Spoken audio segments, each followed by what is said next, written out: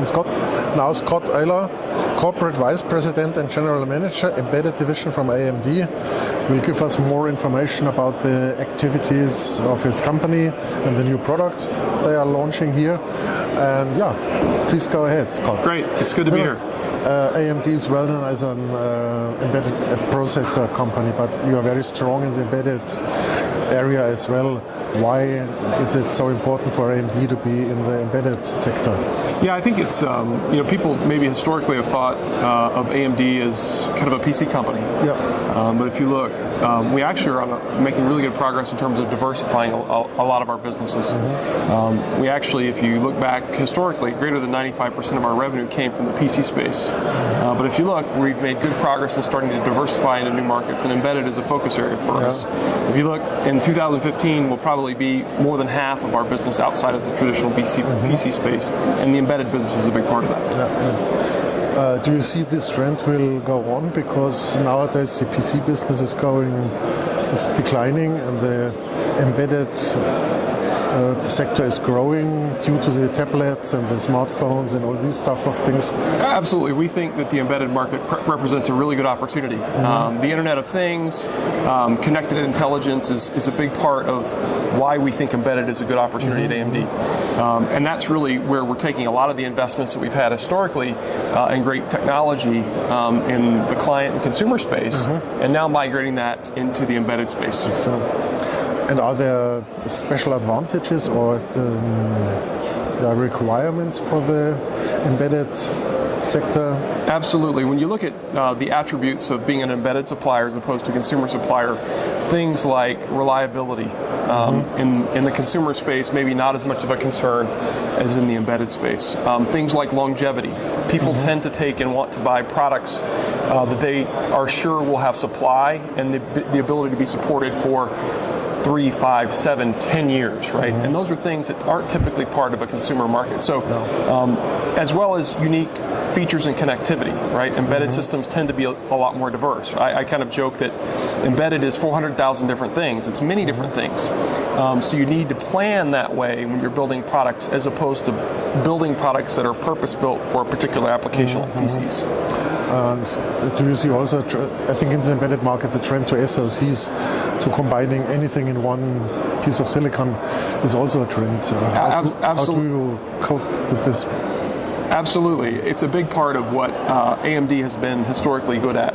We were the first company to implement what was called an accelerated processing unit, where we put the processor core and graphics together. And actually last year, we brought the first quad-core x86 SoC to market. So we are very much embracing and leading that trend.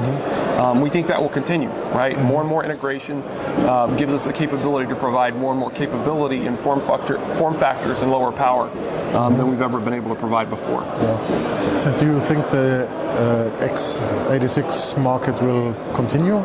Absolutely. I mean, when you look at kind of AMD, we're the only people in the business that actually have a portfolio built around both x86 and ARM. So we actually have both. And if you look, we think that the estimates are that greater than 85% of the embedded market will be based around those architectures. So we absolutely see the x86 market as pervasive. We also see a lot of the attractiveness of the ARM solutions, as that's a growing business for us as well. Okay. And what about the new chip you launched? The new chip? Yeah, absolutely. Here at the show, we've launched the E8860, which is our next generation embedded graphics processor. If you look at it, it really is, in terms of its applications, it's widely used in applications like digital signage.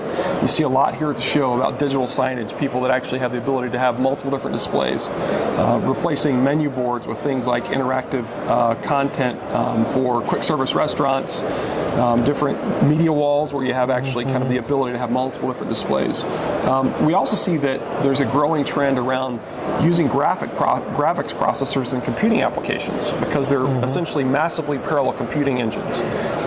So things like imaging, networking, where you have many parallel operations that are going on at the same time, the graphics processor is actually quite well suited. And when you look at kind of the product that we're bringing forward, it's essentially 2x the performance of our last generation, and also about 60% greater performance than the next competitor in the market. So we think that it's not only kind of a great solution given our relative comparisons to the past, but also in terms of the competition that we see, it's greater than 60% more efficient than the leading sub 50 watt device from our competitor. And what do you expect from the future? What will AMD bring to the embedded sector in future? I think one of the things that you'll expect to see from AMD is really much more of an enhanced focus around system level solutions, right? I think this company has had tremendous technology in terms of cores, in terms of connectivity, in terms of graphics.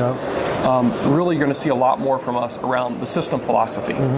So that includes a lot of investment that we have in the board ecosystem, right? So kind of ODMs and system integrators, as well as our own investment in systems and software.